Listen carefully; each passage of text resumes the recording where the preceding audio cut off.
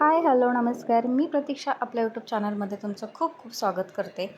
तर छोटासा mini blog तुमच्यासाठी. एका पातेल्यामध्ये 7 ते 8 अंडे मी शिजण्यासाठी टाकलेले होते. आपलं पाणी उकळल्यानंतर जे जर्मलचं पातेलं असतं त्याला काळपटपणा येतो. त्याच्यामुळे तो काळपटपणा येऊ नये म्हणून मी अर्ध लिंबू त्याच्यामध्ये कापून टाकलेलं होतं. त्यानंतर इथे मसाला करून घेतला होता. आलं, लसूण, खोबरं, कोथिंबीरची पेस्ट करून घेतली होती. फुटाण्याचं कूट आणि कांदा वगैरे भाजून घेतलेला होता. तर त्यानंतर मी इकडे दुसरीकडे लगेच पातेलं गरम करण्यासाठी ठेवलं होतं. अंडी शिजली होते त्याच पातेल्यामध्ये मी कांदा वगैरे भाजून घेतलेला होता आणि उरलेल्या तेलामध्ये लगेचच मी भाजी टाकणार होते. तर आलं लसूण पेस्ट वगैरे त्याच्यामध्ये टाकून घेते.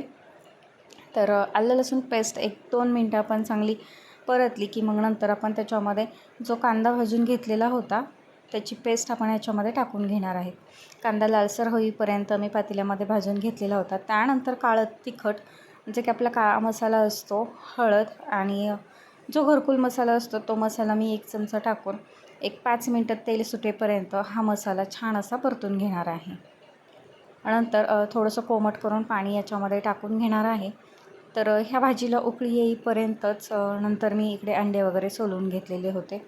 थंड पाण्यामध्ये 2 चमचे आपण जे फुटाण्याचं कूट करून ठेवलं होतं ते या आमटीमध्ये टाकून दिलं आणि 5 ते 10 मिनटं ही आमटी छान अशी शिजवून घेणार आहे, म्हणजेच उकळून घेणार आहे.